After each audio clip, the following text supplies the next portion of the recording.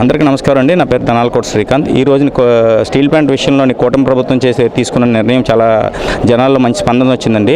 ఈ కార్యక్రమంలోని భాగంగా ఈ రోజు మా పార్టీ ఆఫీసు సీతంపేటలో ఉన్నటువంటి జనసేన పార్టీ ఆఫీసులోని వంశీకృష్ణ గారి ఆధ్వర్యంలోని పెద్ద ఎత్తున భారీగా ఇది జనసైనికులందరూ కూడా కలిసి దీన్ని ఎంతో ఉత్సాహంగా కార్యక్రమాన్ని ముందుకు తీసుకెళ్తున్నందుకు మేము చాలా గర్వపడుతున్నాం.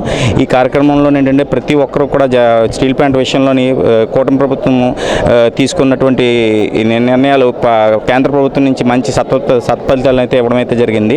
దీనికి ముఖ్యంగా కూటమి ప్రభుత్వంలో ఉన్నట్టు 3 పార్టీలు కూడా చాలా కృషి చేశాయి. దానికి కేంద్ర ప్రభుత్వం నుంచి కూడా మన తెలుగుదేశం చంద్రబాబు నాయుడు గారు అయితే మన జనసేన అధినేత పవన్ కళ్యాణ్ గారు కూడా దానికి చక్కగా స్పందించి దాన్ని ఏ విధంగా అయితే మనకి స్టీల్ ప్లాంట్ని బాగుపరిచే విధంగా మెరుగుపరిచే విధంగా వాటికి ఎటువంటి నిధులు అయితే కేటాయించాలో దాన్ని కేంద్ర ప్రభుత్వానికి వివరించడం అయితే జరిగింది. దానికి అనుగుణంగా కేంద్ర ప్రభుత్వం వాళ్ళు మనకి స్టీల్ ప్లాంట్కి నిధులు కేటాయించడం అన్నది ఒక ఎంతో హర్షణీయమైనది. దీనికి ప్రతి ఒక్కరు కూడా చాలా గర్విస్తున్నాం. ఈ దివస్ కార్యక్రమాన్ని పవన్ కళ్యాణ్ గారు ఏ విధంగా అయితే ప్రారంభించారో ఆ కార్యక్రమాన్ని ఇంకా ముందుకు తీసుకెళ్తూ ప్రతి ఒక్క కార్యక్రమాన్ని కూడా మా అధినేత అయినటువంటి డిప్యూటీ సీఎం పవన్ కళ్యాణ్ గారి ఆదేశాల మేరకు ప్రతి ఒక్క కార్యక్రమాన్ని ముందుకు తీసుకెళ్తూ జనాల్లోకి మేము ప్రతి ఒక్క ఓటర్కి కూడా మేము చేదోడుగా ఉంటూ ప్రతి ఒక్కరికి ఇచ్చిన ప్రతి ఒక్క హామీని కూడా ముందుకు తీసుకెళ్లే విధంగా మా అధినేత ఆజ్ఞలకు అనుసరణంగా మేము ప్రతి ఒక్క కార్యక్రమాన్ని ముందుకు తీసుకెళ్లే విధంగా మేము మా కార్యక్రమానికి చరణాలు అయితే ముందుకుంటాయి.